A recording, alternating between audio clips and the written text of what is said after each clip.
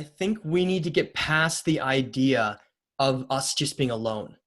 Us being here as a Darwinian ape that's all alone. Everything is just us. You know, all these problems we're experiencing are simply our primitive nature that we're getting over and we're learning. I really don't. All my research has showed me that that's not the case. There's a lot more going on than just that. And one of those things that is related to that is the idea of, are we alone? Is there a higher, is there this control side of our higher government that is controlling all this information, holding it back from people? And what are they part of? Why are they hiding all this stuff? Why is there so much information that people are not allowed to know? And that's where you get into like the title of your channel.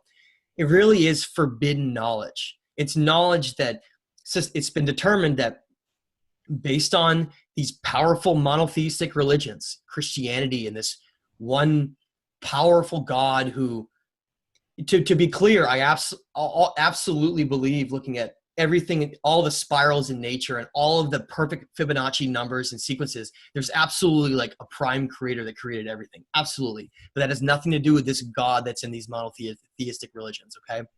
There has been certain controllers in our past that have played the role of gods to us, and they're not God at all. And that's what I want to talk about, because we have this perception that's been given to us, again, that we're all alone and that there's nothing else out there. And yet at the same time, if we look at the data that is presented, and you just look out in somewhere like the Hubble telescope, there are millions of galaxies that exist beyond our Milky Way, okay? Millions of galaxies. And within each galaxy, there are billions of planets and stars.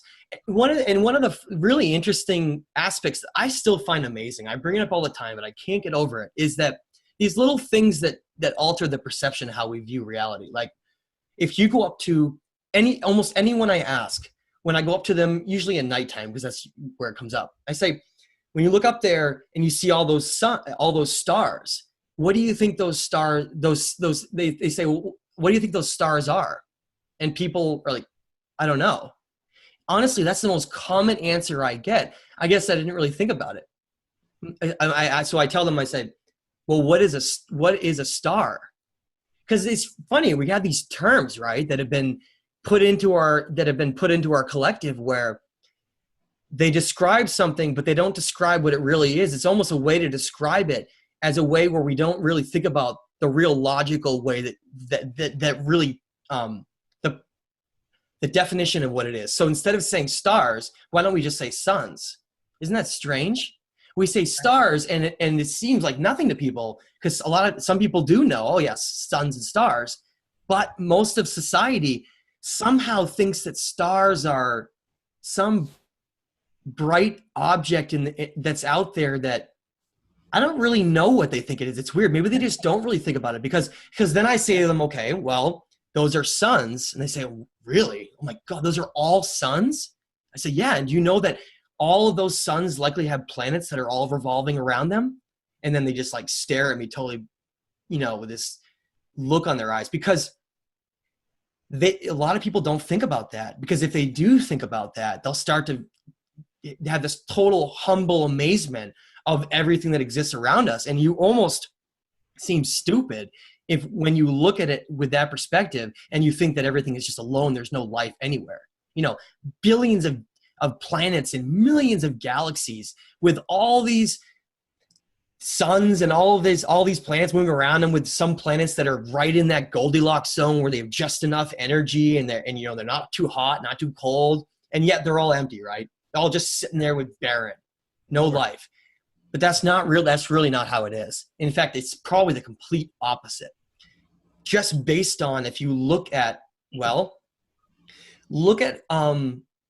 common the elements are. We are carbon-based life forms. Okay. If you do, when you look out and we study a lot of these other planets and solar systems and places, we can see that they have an extensive amount of carbon present and nitrogen, all these things. they're the exact ingredients that are necessary for life being there. Not that it developed there, but being there. And that's what I want to talk about, because I do think that life developing out of nowhere is much more rare than we've been told. Not that it doesn't happen, because obviously something had to come from somewhere. But I think that it's much like the whole idea of the primordial pool and things moving through because of lightning and then changing, something in the ocean crawls onto land and then it eventually becomes like a person. I really don't think that that's how we need to view the progression of how this goes.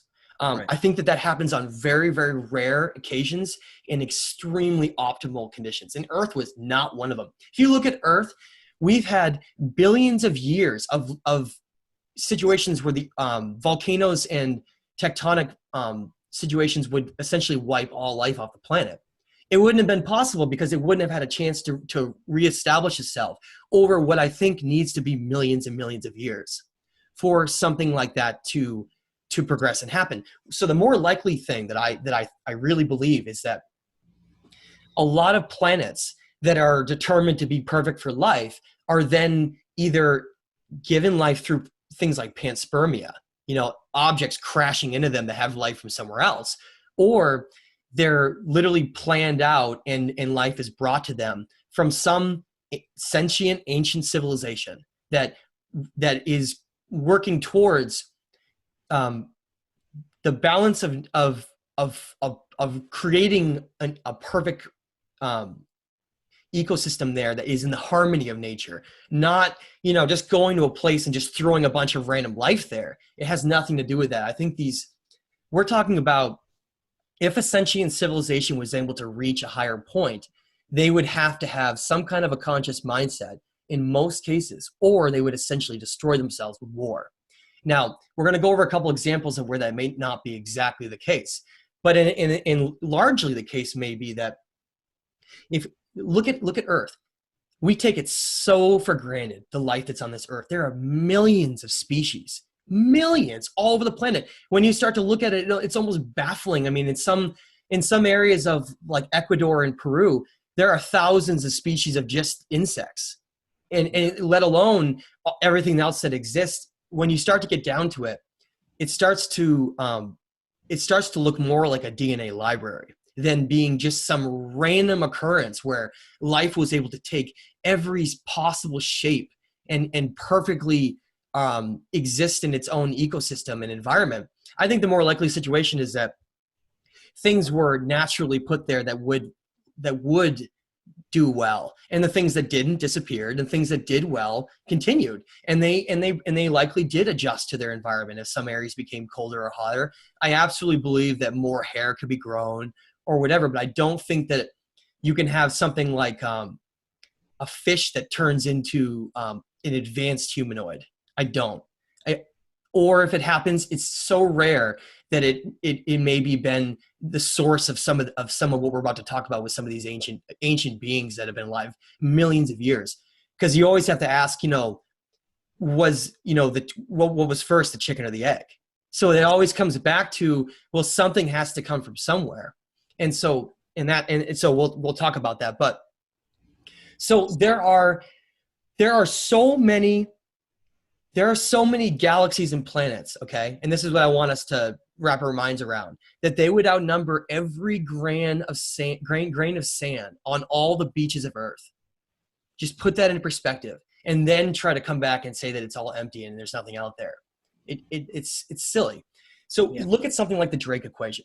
And Drake was he was brilliant. He realized, just like we're talking about, if you look at all of the things like the amount of carbon that exists, nitrogen, and all the things that exist out there in the universe, and the proximity of suns with planets that are going to have the perfect amount of life, and then you factor in species that develop that then become wiped out due to disasters, and you factor all that stuff in, even with the chances that most civilizations destroy themselves with that really pessimistic viewpoint, you still come up with like thousands of advanced civilizations across even our galaxy alone. And that's looking at in a pessimistic way. I don't know that there's that many, but I do know that there's a lot of life that exists out there, and there's absolutely advanced civilizations that exist at the same time. And I think that largely because of how we've been structured around these monotheistic religions, around how there's this God figure who created humans here and that there's nothing else out there. It's this really, really closed-minded viewpoint, not an expansive viewpoint at all. Would you agree with that, Chris? I would definitely agree.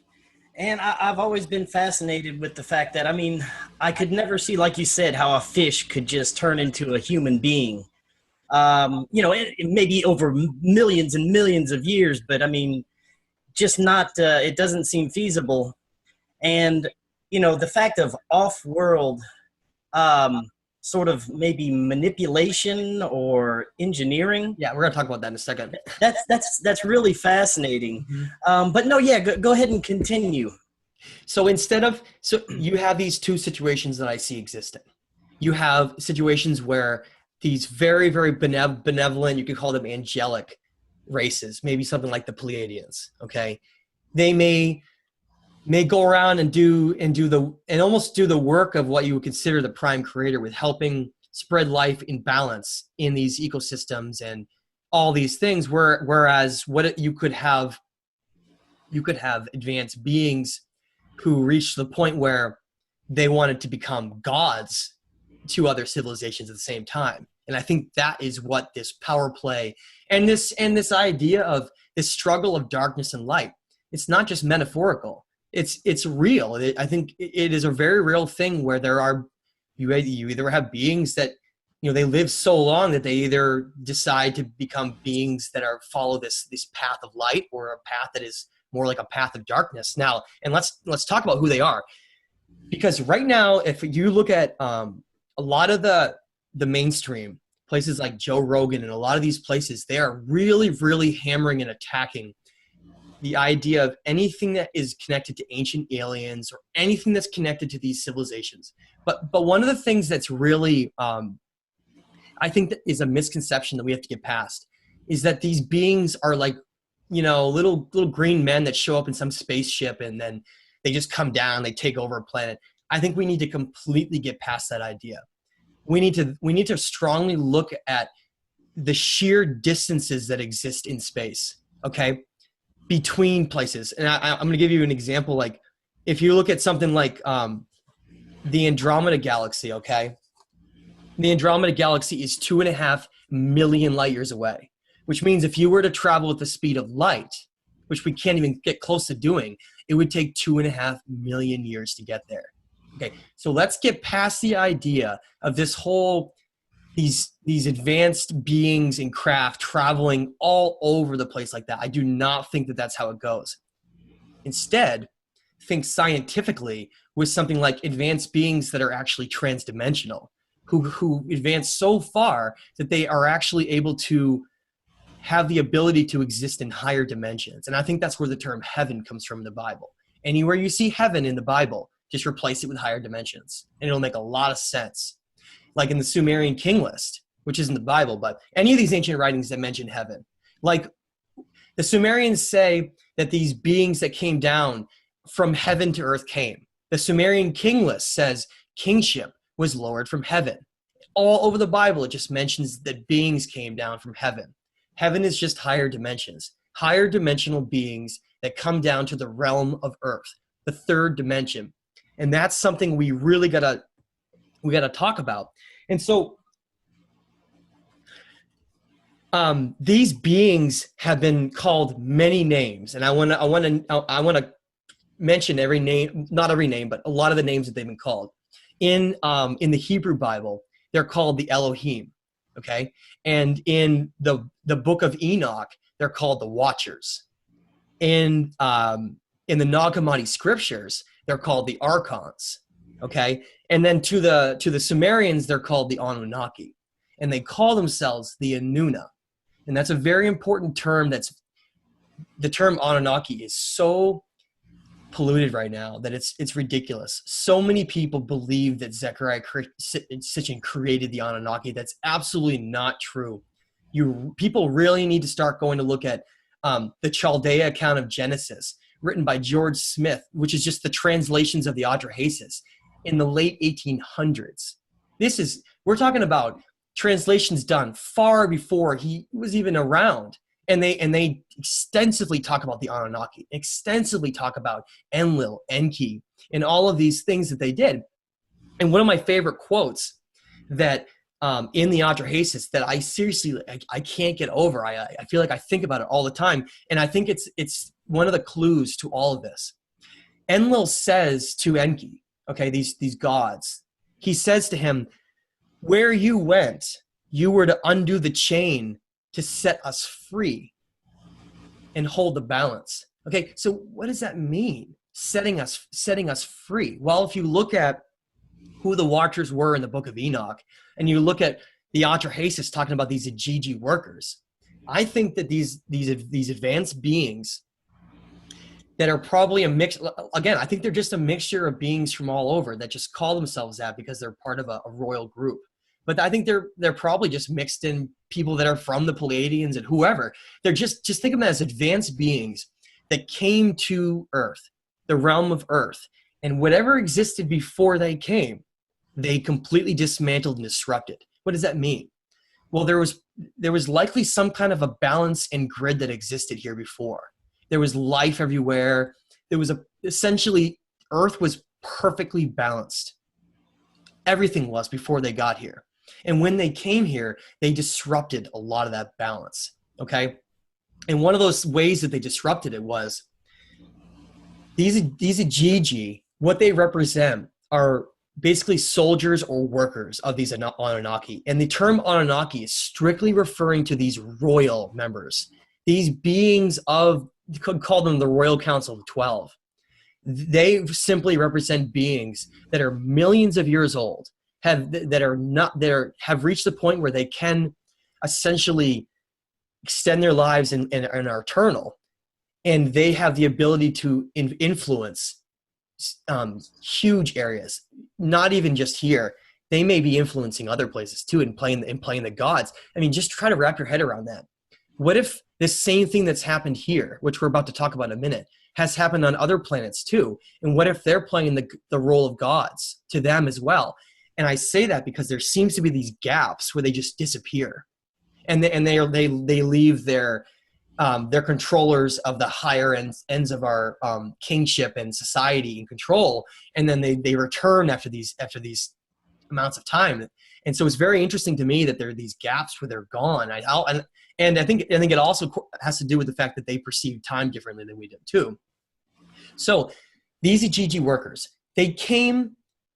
these Anunnaki and these Igigi, they came to Earth. However means that was, they came here and they decided to take over our entire reality. I mean, everything. The term I mentioned, undo the chain to set us free, I think it represents the idea of no longer needing to have a physical third dimensional body here.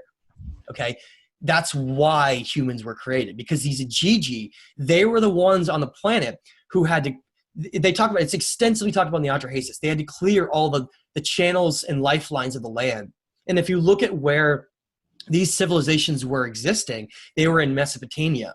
And that was never a it was never a lush area with lots of trees. They were essentially dependent on these river systems to provide agriculture means to grow food. That's absolutely true.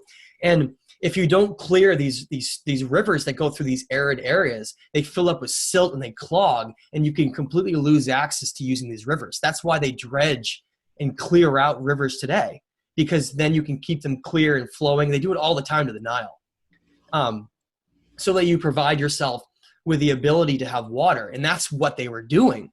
These workers were doing all this manual labor on Earth, while these Anunnaki could simply reside, above them, watching down, while they did all the work. And eventually, after 3,600 years, that's what that number really is. After that number, they revolted. They did not want to work in this planet any longer and do all this work. They begged and forced essentially the Anunnaki to then create, to take the hominids that already existed on the planet, which there were, which were compatible with them. See, that's why would they need to be compatible? Because they need to incarnate and use us, have the ability to use us as hosts. That's what the term undoing the chain and setting us free is. They literally had the ability to create an entire reality here where they could Enki and like thought they were kicked into these lower dimensions, while Enlil and Ninurta and some of these other gods were ruling these upper dimensions. And together, because remember, as above, so below, there are higher dimensions and there are lower dimensions. So right now, you and I talking and everything we're perceiving, this is simply just one aspect of what reality is. It represents just the third dimension. This is just the third dimension of where you have actual physical matter that exists here. And in the new book that I'm writing, it's called The Stage of Time, because it represents how Earth in the third dimension is this stage for both the upper dimensions and lower dimensions, and how all of it's being played out here in the third dimension. Because if you're a higher dimensional being, how do you influence something that's going on in the third dimension if you're not actually physically there? You can't, unless you either influence a being that's there, that's in the third dimension, or you incarnate right in and literally become like a human who's not really a human. And I think that's exactly what's going on. That's why they took these Denisovian Neanderthal early hominids, simply because they were compatible. Because, again, these beings are an ancient hominid species. Okay, they're similar to us. We're designed, again, in the Bible, God created us in their likeness.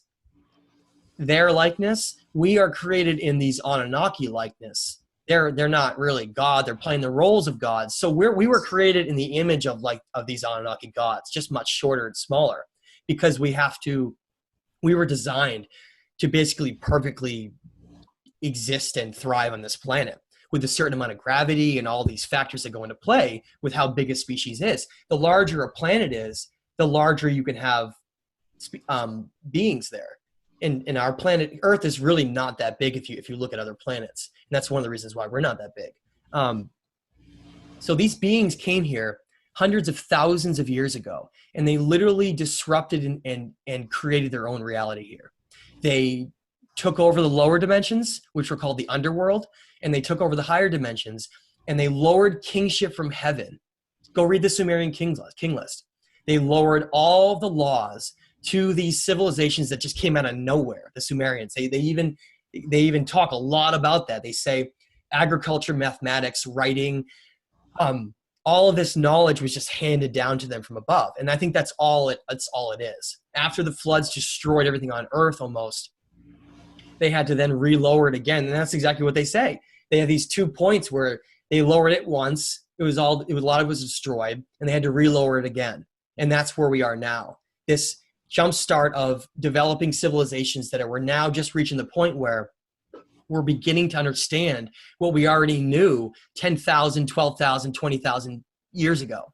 And and part of the reason we're just getting back to that is that there has been a much different situation in place than there was back then, where there's been a lot of control and a need to not let people know this because of who some of these gods were that were decided to be in control of our time period.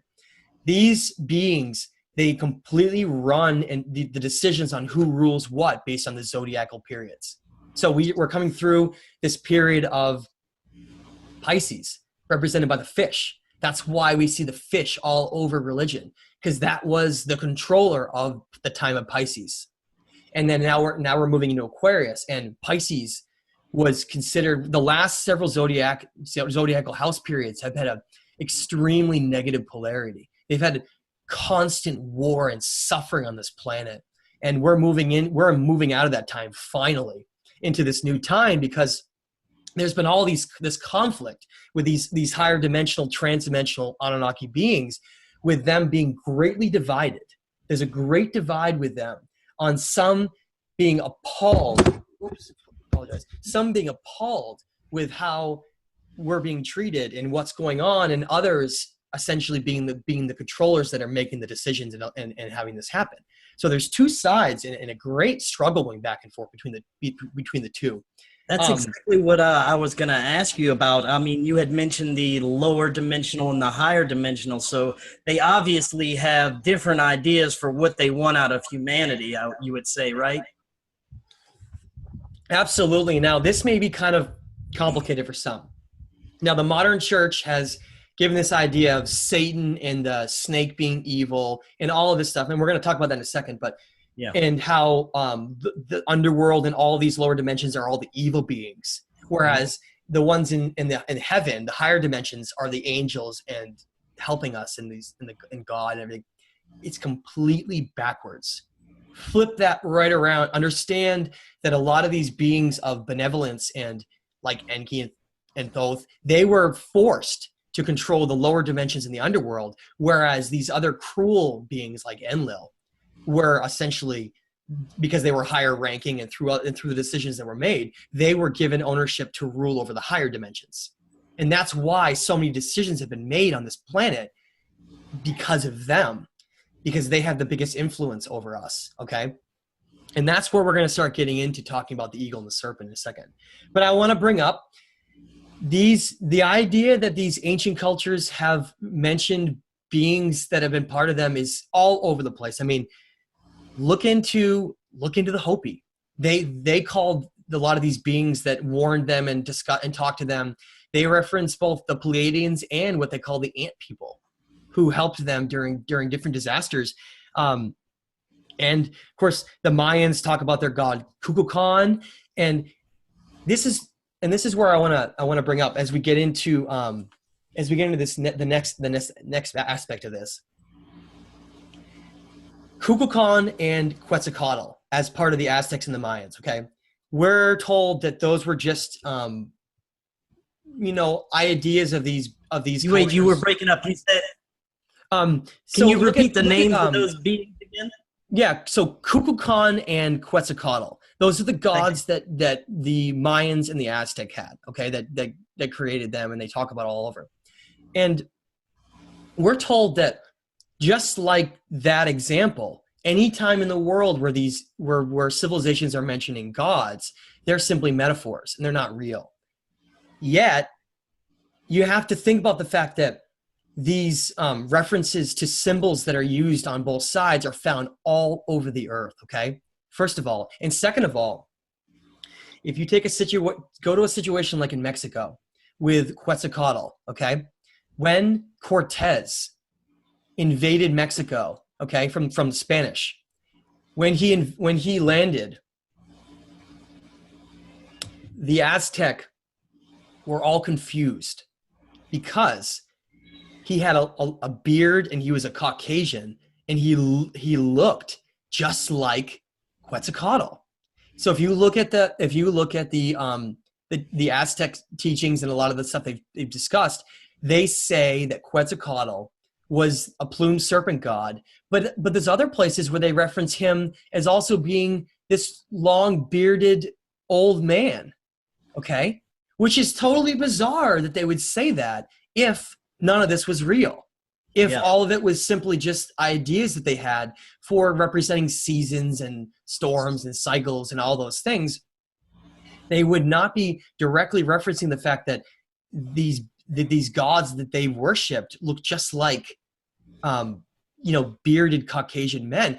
Furthermore, Aztec, Mayan people and people from Mesoamerica, they don't have facial hair.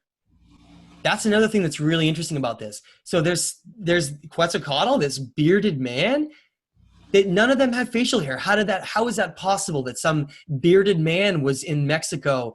So basically what I'm trying to say is there's all these very strange aspects that if you really start to look at it, you'll quickly realize that these gods all throughout history, regardless of what civilization they are, they're being represented by these Anunnaki beings in both higher and lower dimensions. And what those beings are doing is, because of that great divide that exists between them, you could say they're competing for how human civilization will go, okay? On the right side, I have an old Roman coin that shows an eagle destroying a serpent. Okay. And that is the main focus all over the world. It's this idea behind that these gods had symbols and metaphors they used to reflect them and their family and those who were part of their certain mentality. Okay. So Enlil, Ninurta, anyone that's associated with that side, there's many sons and daughters even that have come through that have used these symbols. Whenever you see whenever you see an eagle, regardless if it's a double-headed eagle or a phoenix, there are all these variations of the same thing. And when you start to get down to it and you look at all over the world, you start to see, well, okay, so the symbol of the eagle represents war and power. But why? And furthermore, if that was a random thing that was just, let's say, adopted by early civilizations, then how were those symbols able to travel all over the world by cultures that were completely disconnected, who use the exact same symbols to reflect them? It's impossible. And so the reason I haven't done a lot of YouTube videos is that I'm extremely focused on finishing the new book that I just mentioned. It's called The Stage of Time. And one of the big focuses on it, besides understanding reality and dimensions and in our origins, is it really talks about who these beings are and how they've influenced our human civilizations for essentially thousands of years. And we've been influenced for so long that we actually think that that is essentially human nature. So when you look at empires all across the world, you say that's just human nature to want to be warlike and be empire-like. What about human cultures that are completely disconnected from outside influences? What about cultures in the Amazon? What about some of these places that never had outside influences? Are these cultures in the Amazon grouping together and getting all their spears together and they're like conquering the entire Amazon and killing every other culture and then creating these massive empires of dominating? No, the complete opposite is happening. If that's human nature, then look at how these civilizations that have no outside influence, that are, they're largely unimportant in the larger scheme of things of what we would consider to these gods, because they're not really having an impact. That's the most important thing. So these civilizations in the Amazon, what are they doing? They're just living in balance with nature, farming. They're not over excessively taking things out of the environment because they're in harmony with nature. And that's exactly what human nature would be if it was left to its own, without outside influences. We're very passive. We don't really like to move forward with things. We like to just be peaceful and loving and have and some would argue, and I definitely agree with this, that if humans had been left alone, like we've been genetically jump-started, right? And then given a bunch of stuff and then left alone, we probably would not have progressed as far as we have now.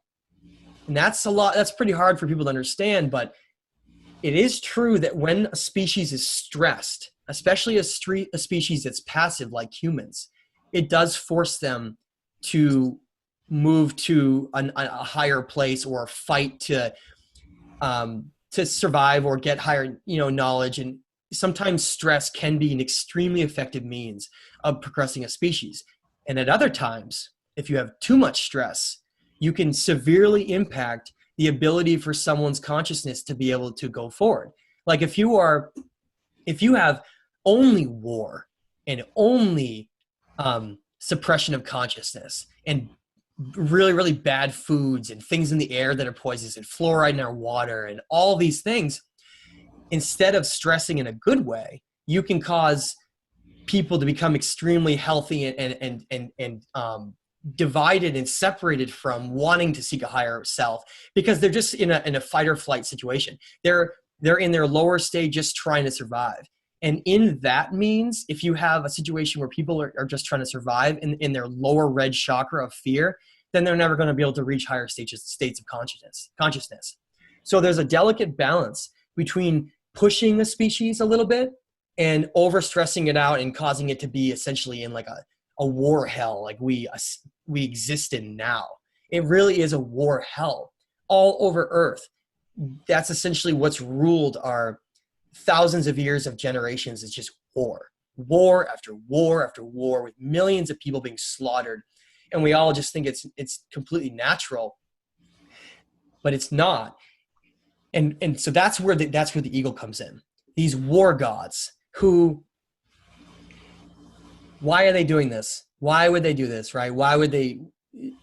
If you are an advanced being, okay, and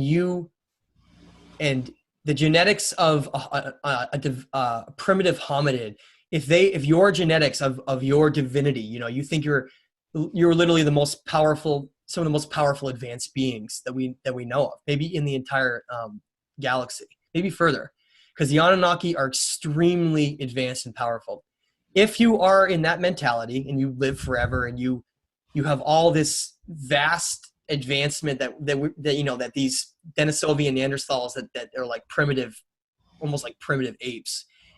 If you were to contrast that, and then you were to find out that your gifts were given to a species like that, you might feel a lot of resentment, and you might have some hatred towards them, just because, like Enlil says, he's got many names, Yahweh in the Bible. Like he says, humans to him are considered like beasts who never deserved these gifts that were given to us. Whereas on the other side, Ea, known as Enki, and Thoth, and all these other beings, Ninmah, they feel that we're an essential aspect of the future, meaning we are a very important part of what is going to happen in the future of our timeline. We have incredibly important potential that lies ahead of us, and that's where this whole thing comes in. You see so many TV shows that are talking about how timelines are being fought over, with people coming back at certain times to change things, and the whole point behind that is because there's a struggle over where our future goes, what our potential is going to be, because there are many that know that because we have all these gifts and we've been designed as like essentially a perfect being by master geneticists, we have the potential to become creator gods, just like they are. Creator gods of our own reality that can ascend beyond the third dimension and become higher dimensional beings, just like them. So what you could do then is you could control that species because you're in higher dimensions above them, and make them believe that you're gods. And then you could control them in many, many ways. And that's exactly what's happened. This competition over which direction we're going to go. And so the serpent by the modern church and the dragon we've been made to believe are evil, when they're the symbols that have been referenced as Enki and Thoth and all these benevolent sides that have been trying to assist us. And at the same time, and you can see that with the Garden of Eden story, you can see that with the fact that Druids were called snakes by St. Patrick, and all over the world. The Gnostics were called snakes. Nag Hammadi scriptures, which are Gnostic writings, that simply translates Nag as snake writings. It's everywhere. It's the idea that there's a struggle between, and it's not just metaphorical, that there's this struggle between human civilizations to either have enlightenment and higher consciousness, or to have war and control using our demiurges. And I always have to bring it up because everyone always gets stuck on the idea, well, then why would cultures like the Aztec and Maya become warlike and have blood sacrifice if they were being influenced by these higher conscious beings? This is an area that in the new book I'm really talking about with some of the research I've done. If you look into the Aztec, go look up in the Mayans, go look at some of these gods like God El. The Mayans have an extensive amount of gods that they talk about, okay? Quetzalcoatl was just one god. He was the serpent. He was the plumed serpent dragon god, okay? Just like Kukulkan was, the same being. It was essentially Thoth, incarnating and playing these certain roles. Now, they were not, Thoth talks so much about it in these writings that he's against blood sacrifice. You can read it. It's obvious that these are, why would you teach a civilization about the stars and about balance with nature and then come back and then teach them that they should be killing each other for blood sacrifice and go to war? That doesn't make sense. Yeah. These beings are not all playing dual roles. That's not how it is. What's more likely, look into a being like Nergal, who was one of these sons of Enlil, who went to the underworld. That means that some of these beings of the eagle, these warlike beings, instead of the underworld just being these higher dimension, these beings that are benevolent, like the serpent beings, like we're talking about, some of these warlike beings went into the lower dimensions, these underworld beings, and almost pretended that they were someone else to completely corrupt. I mean, that happens all the time now, right? False flag events are created to try to blame someone else to completely corrupt and make to falsely motivate so that, you know, someone will feel a certain way about someone else falsely. That's exactly what this was. It's always been this competition over pretending you're certain beings. And I do think that a lot of these incarnations, like Amun Ra and all of these, they're being played by certain Anunnaki beings who are just playing incarnation roles. That's it. Hermes is the same way. All of these, they're just incarnation roles of these higher dimensional beings to influence and affect how our world goes. Okay. And I think I largely see that as being what is still going on today, with the fact that why do we have a modern society with that's largely been designed around democracies, and yet in a place like England, we still have this kingship royal structure. That's so bizarre, isn't it weird? Yes, today to still have that, because they are literally still the direct influence of these bloodlines of these kings and pharaohs that goes all the way back to these Anunnaki beings. Remember, they have the ability to become physical. Okay, that's how else would they have sons and daughters somewhere, and then that would be the way it is. They do have the ability to become physical, but they also have the ability to be non-physical. And so they can essentially send their bloodlines, you know, develop their bloodlines on Earth, like these fallen angels and Nephilim that are talked about. And then they could essentially take those bloodlines and make those the rulers of kings and queens, and have that be a trickle down that stays only in the higher structure of our, you know, these Rothschilds and Illuminati families that have these bloodlines. That's not an accident. Why do you think the Queen was so pissed that Meghan was going to get married in this marriage? Because she was outside these bloodlines. That's why they're so upset with all this stuff that's going on, because it's disrupting this old model that's existed for a long time of protecting these bloodlines and controlling essentially everything. They're the Vatican is who the direct controllers are with religion, while the Rothschild family are the direct financer controllers of our monetary system of the world. It's so obvious. The Rothschilds, they own the central banks, who own the Federal Reserve, and they're all privately owned banks. And any of these countries that don't follow those rules, like Iraq and Syria and Iran, who are not part of the central bank, they get thrown into war turmoil. And that's not even the only reason why that's happening, of course. That's also where the ancient civilizations were too. So that's how I see our reality, is that, like on the left, these beings, this is a symbolic metaphor. They weren't actually eagles. This is referencing this side of being these eagle gods, you know, passing knowledge sometimes to civilizations and then creating war. There were situations where some of these beings would pass knowledge and all these things. Like, I think agriculture is actually mentioned as being given from Enlil. So they did provide things to civilizations, but why wouldn't you? Why wouldn't you want to have a civilization in your name that you could control under your laws? You know what I mean? And that's what I think a lot of these were. And so I know I just went off on like a really big tangent on that. Oh no, that's fascinating though. So we're gonna hopefully have a time for a lot of the other stuff we're gonna talk about too. Oh, yeah. But so let me move on, Chris. Yeah, go ahead. What were we gonna say? Oh no, I was just gonna say.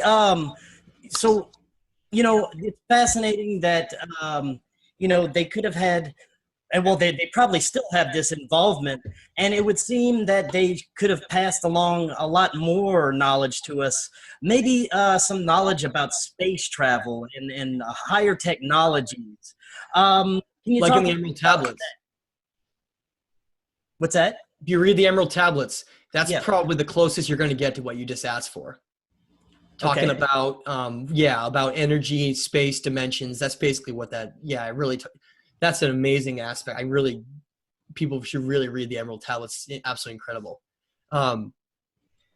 So I mentioned we're going to talk about space now and about space travel, okay, and about why these Anunnaki beings came here in the first place.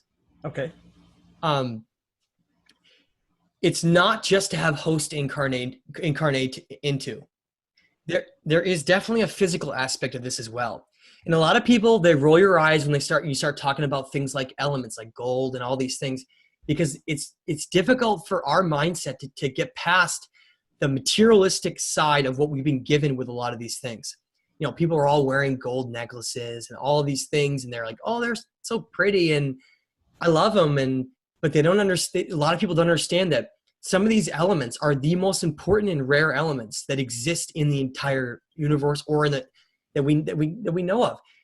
Gold, the atomic structure of gold is in such a way where it may be the most important of all elements. Okay. Now, the Earth happens to have a tremendous amount of gold. We can look at our solar system. We can actually see what planets, what terrestrial planets have, you know, metal bodies and or what are gas giants and and which ones have what. And we've never seen anything around us. We've never determined that there's even large amounts of gold in any of the planets around us. Earth has a tremendous amount of gold because gold can only be created through a certain process of very, very, very intense heat and geological changes that take millions of years to create. It's one of the hardest elements to create, okay? And when like we were talking about these kings and pharaohs, go look at the pharaohs. A lot of these pharaohs have been dug up, and they've had what's called monoatomic gold powder, or Orm's gold, that's found below their sarcophagus. And it's this white powder. And you start looking into how some of them lived a long time, and we look at the Sumerian king list, and a lot of these kings and these rulers lived an extremely long time. And it starts to really make sense that not only do they have some of this DNA that's from some of these gods, but they could have been using some of these elements, alchemy, to reach their highest states. And I think that's what the mindset we really need to get to come across. Don't think of it as coming here and just trying to get all these resources because they're worth money. If you look at the teachings of all these ancient civilizations, like the Gnostics and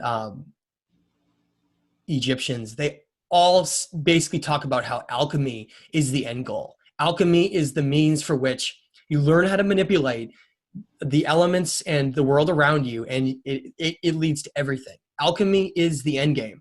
Okay, so if alchemy is the end game and alchemy is based on elements, then why is that so hard to believe that even if beings are transdimensional and higher and from higher dimensions, they would still have a need to have a physical body somewhere, and they would still need those means for technology? Like I mentioned, the Andromeda galaxy is 2.5 million light years away. So instead of traveling in a straight line somewhere, if you were an advanced civilization, you would take a shortcut using technology, right? We know those terms as stargates or wormholes.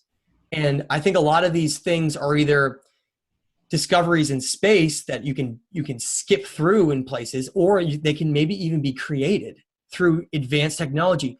Look at CERN. I absolutely think that that's the purpose of CERN. CERN is a means of providing some kind of an artificial, either a stargate or some kind of a means to manipulate our dimensions and for like what they were maybe even practicing during like the ancient Atlantis and things like that. CERN has, I think people should really look at CERN. I think there's a lot of really interesting questions there. So gold is what you could call a superconductor. Okay, it is the build, and a lot of these other metals too, like palladium and silver. There's a whole host of these very rare elements that are essential in technology. Okay, we could not go into space without gold, plain and simple. Gold has these atomic properties that not only make it so that it's a superconductor and it reflects nearly 100% solar radiation. Okay, remember we were talking about aerosol sprays. Yes, you could aerosol gold and it would be extremely effective and healthy, but it's obviously really expensive. They don't want to do that. But you can also use it in a powder to use its atomic structure to have a means to extend the cellular lifespan of a being. Anybody wonder why humans are always dying about the same time? You see all these old people in India and in Italy, and they're always like 115, 116, but there's never anybody that's over about 120, because our cellular structure is in such a way that they start to degrade and they die, and that's why we can't live past that time. Our genetics were then downgraded later on. That's why the Sumerian kings lived so long. Our genetic structure was downgraded so that we wouldn't live so long, because we were living way too long, getting way too smart. If you have a being that has a limited mortality of only 120 years or less, obviously, in a lot of cases, people back in the day only lived to like 40 or 30, then they would have a very small amount of time to actually figure things out. They would have a small amount of time to actually understand things, but they would still be able to work and do whatever they needed to in this world for energy. And that's how we should look at it, is in terms of energy. We're not all gold mining on the planet, but there are a lot of people in a lot of parts of the world, in Africa, that are like still slaves for a lot of these elements, that are taking these out. And what are we doing as an advanced civilization? We're buying all that gold for materialistic purposes, dying, and then it just goes back to the same place it started with, some pawn shop or some government place where they melt it down and it becomes bullion. Why is gold considered the value of our planet? You can't use it for any kind of a food, really. You can't, unless you were an advanced civilization, you couldn't use it for anything but technology or any of these other means. So for it to become the standard of our consideration for what wealth is really on this planet is no means an accident. To this day, the Rothschild family still determines the daily price of gold. Those things cannot just be a complete coincidence. That countries use that to define their own wealth, and that it's really the only form. These are the only forms really of actual wealth. And to me, it just connects with a lot of what has gone on in the past. We definitely live in fascinating times right now. There's little drips of disclosure here and there about various things. I mean, you hear more about the UFO sighting, especially, the Pentagon releasing files about it. We're definitely in some interesting times. I hope it's going to go further. I hope the disclosure comes out even more. It will. And Matt, you had mentioned your book earlier. Tell us a little bit about that and what you got going on before you go. Okay, so I mentioned some of the content that's in it. And one of the reasons why I'm not doing as many YouTube shows, I really like Chris, so I wanted to do the show with him. But I'm focusing almost all my time on finishing this book. I'm about 85% done, and I feel pretty confident that I can have it around the new year. I'm trying to get this thing out. I really feel good about the direction it's going. It's much deeper than the first book, and it delves with a lot of the questions I get all the time. It basically talks all about, the whole idea of what dimensions are, what the stage of our reality is here, and how, it's being fought over in the third dimension from above and below, because it's this stage of the third dimension.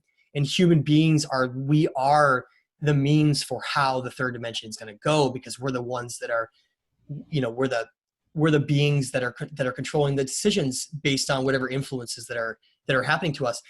So the book is really discusses a lot about those answers, and it has translations from the Atrahasis, talks all about the Emerald Tablets, the Gnostic work with the Enochs, and it talks all about the Nag Hammadi scriptures. It really goes into what the ancient culture said and what the evidence is for these rulers of our reality, which is what Archon means. That the Gnostics, that's what they called them. They're literally the rulers of our reality. And so I'm going to have that. It's called The Stage of Time. I'm going to get that done when I can with the best quality I can. I'm going to make sure it's really top notch. Just no little grammatical problems or anything. And in the meantime, I'm trying to do some shows. Go check out my channel at Mathieu LaCroix on YouTube. I have a lot of stuff in there from the last couple of years. I've been really hammering material in there. And then lately I've been trying to finish the last, 6 months to a year, I've been really trying to finish the book. But I really, above all, all I care about is truth. And all the time I have people challenge me, and I love it. because then it makes me both look at what I'm doing to see if I'm correct on the evidence, and as well as looking things in a different perspective. There's definitely things that I've gotten wrong in the past that I want to come right out and just clearly say.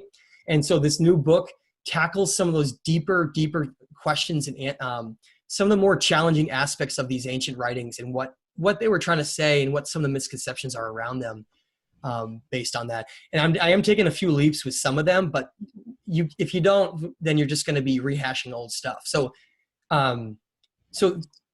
Chris, thank you so much for this awesome discussion. I always appreciate having these great talks with you. Oh, thank you for joining us. That was absolutely awesome. I'm going to have you back again. And thanks again, Matt. That was great. Thank you so much, Chris. I really appreciate it.